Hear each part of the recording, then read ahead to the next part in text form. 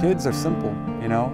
It allows me to stay simple because, like I said, you know, they look at everything from the grass to cars going by to birds. I mean, it's all brand new, and if it's not new, they have questions, and it makes me feel like I'm rediscovering everything all over again. Why is the sky blue? It challenges me also. A male in this profession, there's a big stigma attached to that. When I first started, and not so much because I worked with children ever since I've been about 16, 17. But I found out early on, you're watched more closely. You have to establish trust, and that takes time. So as far as things that might seem natural to, like if a child falls down or is crying, when I first started, I had a lot of questions in my eye. Do I pick this child up? Do I give them a hug? What do I do? So I kind of backed off at first and let the female staff take care of that end. It wasn't until I started getting clear signs from the parents and from the staff around me that I felt more comfortable. I mean, we're all here for the same purpose. You know, that's to take care of the kids, to teach the kids, in a lot of ways to entertain the kids, because I think education without entertainment is very droll and boring. It doesn't matter if you're 4, 14, or 40. When I first started out, it was, you know, show up to work, we do the ABCs, we do 1, 2, 3s. I think I'm learning as much from them as they are from me. I learn every single day. They don't realize how much power they have, I think, to teach, because sometimes I have to step back and just watching them in their social development, they'll teach me things about patience that I might get worked up over something, and when I watch them problem solve in their simplicity, it makes that changes. So it's always changing. My perspective is always changing, I think. We're all role models, but again, you know, there's a lot of children out there who lack a strong male role model in their life. And I mean, they don't have to say it to me. It's as simple as the hugs they give me in the morning, or, you know, the smiles, "Hi, Mr. Eric," kind of thing when I walk in. I mean, to have that and know that I'm a role model in their life, and again, it changed me, because now I'm more careful when I'm out in public. Who knows? I might see one of my kids out in public. Might be at the store. So it's challenged me to change my internal perspective too, because I am a role model now. My philosophy of teaching is more of an emphasis on social development and less of an emphasis on the academic. And not that, you know, obviously we are here to educate, but I think we learn and teach more socially. I think that a good social foundation is the basis for any healthy relationship, in a personal relationship, you know, interpersonal relationships.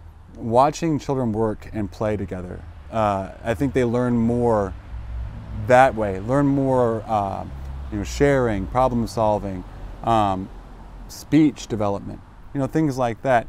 My job is really just to regulate on the playground the negative behaviors and kind of stress the positive behaviors. But, you know, I enjoy watching the children. The playground time is actually my favorite time, because it's groups of kids who've never played before will slowly start forming their little groups.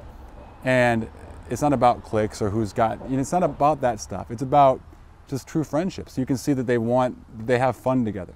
They learn off each other. The traits that I feel are important, hands down, number one, patience, compassion, patience and compassion. I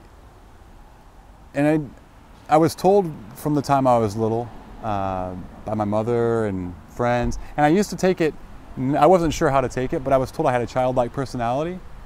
I found out that was a good thing, actually. That was, I mean, and it was, you know, imagination, creativity, and animation, things like that.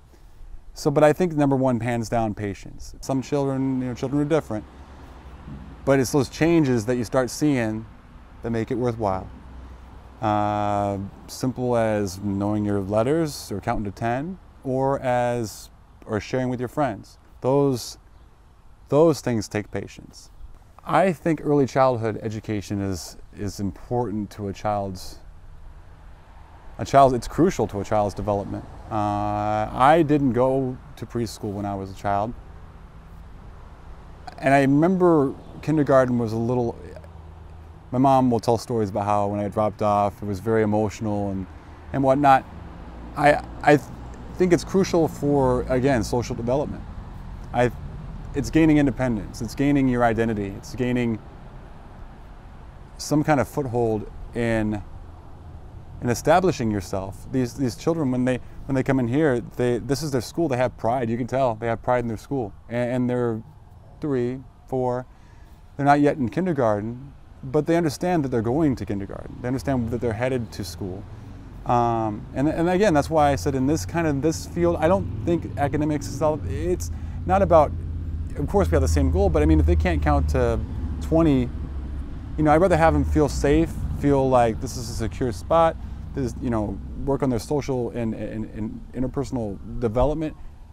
I mean, it's absolutely crucial to gain that independence. You have to have that childlike personality. You have to be willing to let yourself go, because the children don't want to see a rigid, unemotional person. That's not what they need to trust you even more than the parents do, in my opinion. Because if the children don't trust you, they're going to shut down immediately.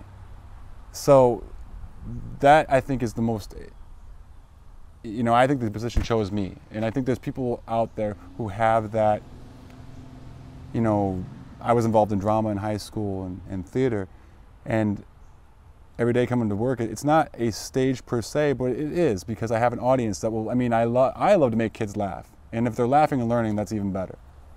Well, I think the biggest surprise about becoming a preschool teacher is actually learning more about, I've learned more about myself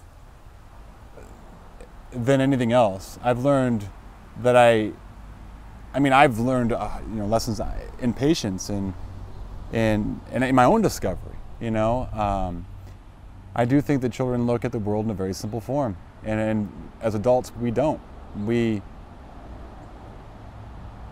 And it's allowed me to look at and slow down and just kind of look at them, and they've taught me more than they have no idea that they taught me this, but I can look at the kids and take that breath and say, let's just settle down. I try not to. That's what I've learned. It's actually taught me more of I've learned patience, if that makes any. It's the bottom line, patience. I've learned it from these guys, from my kids.